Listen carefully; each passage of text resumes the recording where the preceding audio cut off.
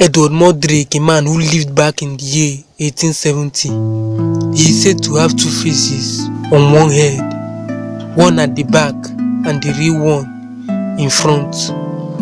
The one at the back was able to laugh, cry, make strange noises, and grab objects without Edward's control. It would be seen to smile and sneer while Edward was weeping.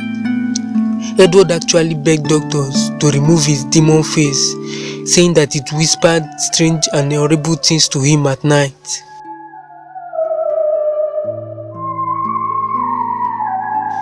But no doctor could do it.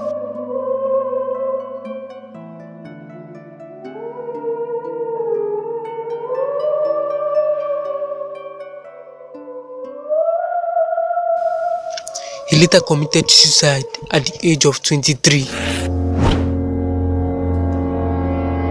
In July 1518, a woman known as Frau Trophia stepped into the streets of Strasbourg, then in Holy Roman Empire, which is now in France, and started dancing uncontrollably, unable to stop. She kept dancing until she collapsed from exhaustion. After resting for a while, she stood up and resumed dancing. Soon afterwards, somewhere about 50 to 400 people joined the compulsive frenzied activity. They danced uncontrollably for about 2 months.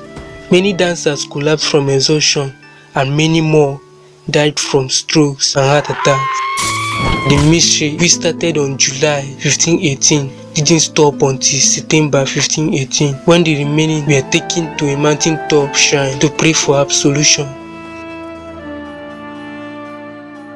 It is said that the mysterious dancing mania may have been the result of stress and tension caused by natural disasters around that time, such as plagues and floods, while some argue it had something to do with demonic possession or overheated blood.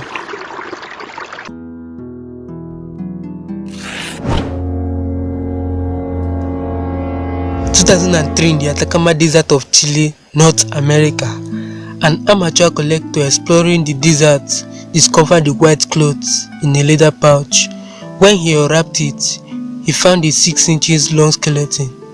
This skeleton, which is known as Atta the skeleton, despite its small size, it was almost as complete as a full human skeleton. It had the hardened teeth, 10 ribs instead of the usual 12, a very large eye socket, and a long skull that ended in a point, which made almost everyone believe it was a mummified alien. This skeleton ended up in a private collection. Then 10 years later, in 2013, a doctor known as Dr. Gary P. Nolan offered to look for DNA in the mummy. Dr. Nolan and his colleagues were able to retrieve fragments of DNA from the skeleton, by which they later found out Atta is a human and not an alien. After examining much more, they found out Atta was actually a Chilean girl who grew only 6 inches tall. The scientists have not carried out any precise dating of the skeleton, so they can't say when exactly she lived. While some suggest she lived sometimes after Chile was colonized in the 1500s, others say she's less than 500 years old because her DNA fragments is still large, which actually reduces in size over centuries. As to why she only grew 6 inches long is still a mystery till date.